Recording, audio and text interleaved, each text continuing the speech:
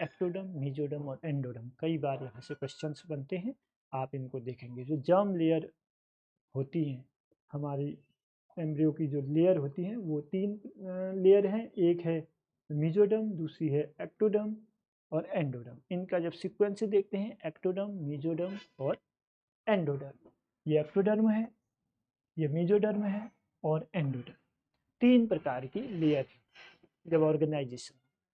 कभी कभी ये क्वेश्चंस पूछे जाते हैं कि किस लेयर से, एक्टोडर्म, मेसोडर्म और एंडोडर्म से कौन से ऑर्गन का डेवलपमेंट होता है। तो देखो, आउटर लेयर एक्टोडर्म है। एक्टोडर्म से हमेशा एक्सटर्नल और कंट्रोल सिस्टम जो होते हैं वो ऑर्गन्स का डेवलपमेंट होता है। इस कॉन्सेप्ट को याद रखना कि जो भी एक्टोडर्म है, एक्टोडर्म से हमेशा जो एक्सटर्नल बॉडी के पार्ट्स और जो कंट्रोल सिस्टम होते हैं वो बनते हैं।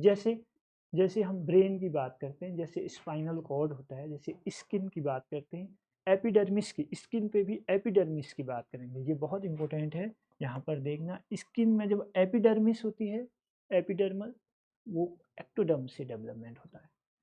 फिर हेयर की बात करते हैं, सेंस ऑर्गन, आइज, ईयर और नोज। सेंस ऑर्गन जो है एक्टोडर्म से डेवलप होते हैं। स्वेट ग्लैंड जो हमारे हैं वो भी एक्टोडर्म से डेवलप। ठीक है, तो यहाँ से आपके क्वेश्चन बनेंगे, इनको आप याद रखना कि brain and spinal cord, skin की जो एक्टोडर्मल लेयर है, एक्टोडर्म जो बनता है एपिडर्मिस बनाता है। ठीक है, डर्मिस नहीं बनाता। डर्मिस देखो, हम जब देखेंगे तो डर्मिस किससे बनेगा, एंडोडर्म से बनेगा। ठीक है, वो आएगा आगे। अब हम मेसोडर्म की बात करते हैं, तो मेसोडर्म जो होता है वो मिडिल लेयर को बनाता है। ठीक, मिडिल लेयर जो बनती है मेसोडर्म होती है, ये मेसोडर्म है।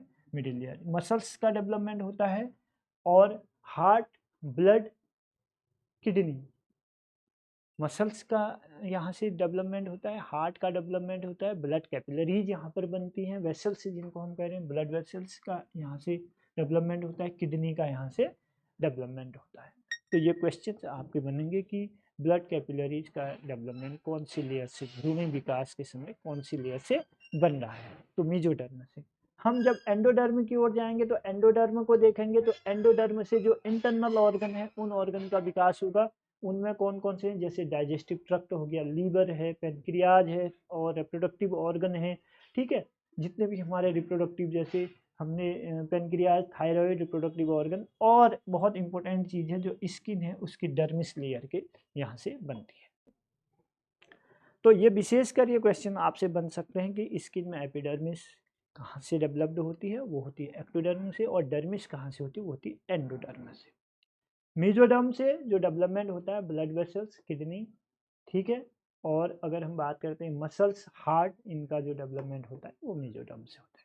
तो इनको आप लोग थोड़ा सा ध्यान दे करके देख लेना।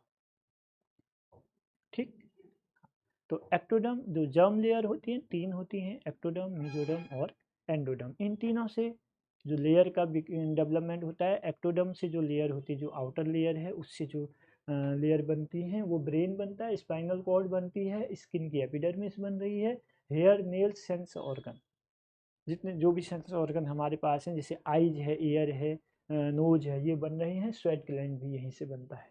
ठीक है, ओके, यहाँ तक क्लियर है। आगे चलते हैं।